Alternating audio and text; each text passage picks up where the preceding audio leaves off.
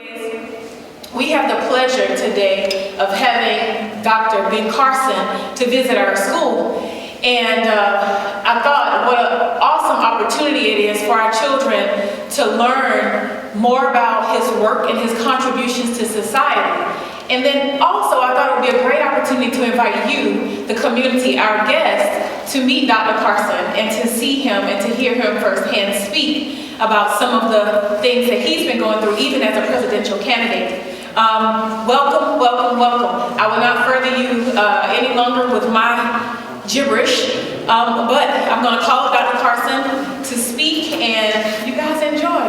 And then before you leave, just before he comes, I want to say, before you leave, we have some cake and some punch for you. So on your way out, just make your way to the door directly behind the press here, and you'll get some nice cake to take back with you. Thank you so much for coming, Dr. Carson.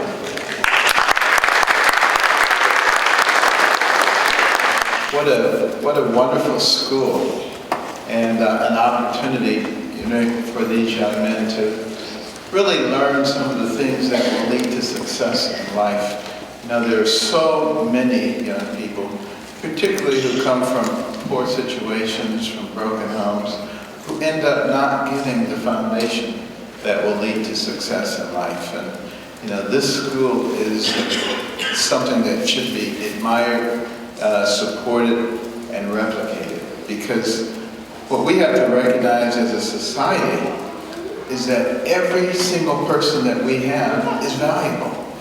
And we only have 330 million people, and we have to compete with China with 1.4 billion, India with 1.1 billion, which means we have to develop all of our people.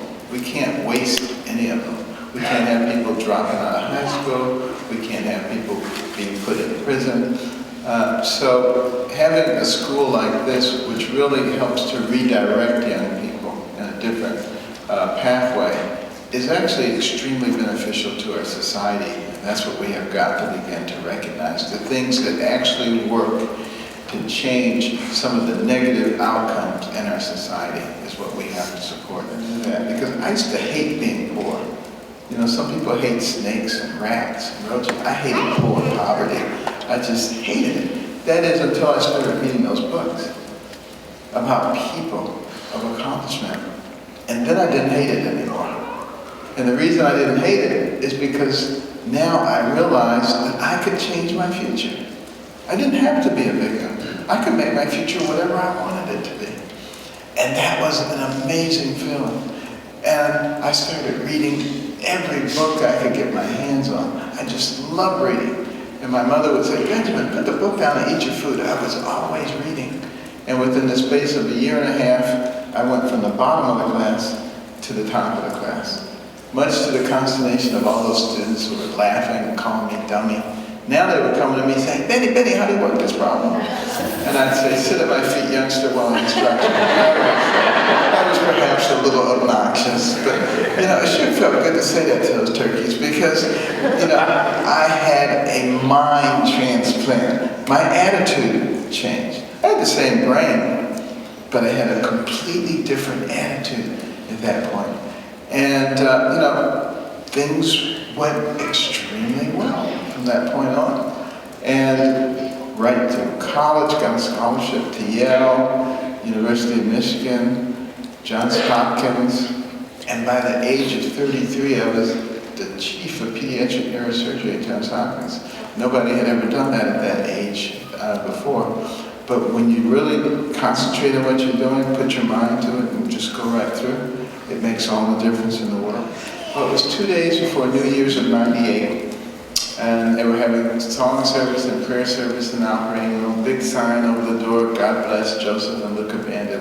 I was thrilled. And I said, "Can we bring in a stereo system? Because I would like to listen to inspirational music when I'm operating." 19 hours into the operation, we were only 3/4 of the way finished.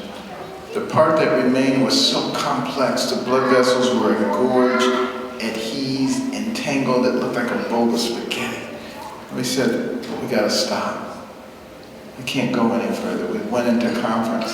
I suggested maybe we could cover the area over with skin and and come back in a few months. And maybe they would have developed enough alternative circulation that we could cut through those vessels. And the doctors from Zambia, where the twins were from, in South Africa, said, that's a great idea. And I bet that would work at Johns Hopkins. But we don't have the ability to keep partially separated twins alive. They'll die. Now I really felt the weight of the world on my shoulders. I didn't have all my sophisticated equipment that I had at Hopkins. I had my surgical loops, scalpel, and a prayer on my lips. And I went in there and started to cut between those blood vessels that were so thin, you could see the anesthetic bubbles coursing through, just daring you to make a nickel. Make a long story short, my Fenneman, I made the last cut that separated those twins. Over the stereo system came the Hallelujah chorus. And everybody had goosebumps. And when we finished that operation after 28 hours, one of the twins opened his eyes, reached up and grabbed for the endotracheal tube. By the time we got to the ICU, the other one did the same thing. Within 2 days, they were extubated. Within 3 days, they were eating. Within 2 weeks, they were crawling. And last year, they graduated from high school. But, you know,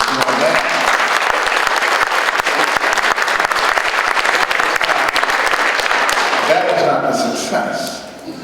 The success you had to be there to witness was the reaction of the people. This was done in their country, in their hospital. Their level of self-esteem was so high, they were literally dancing in the streets. And that's what real success is, using the talent that God has given you to elevate other people. Thank you very much.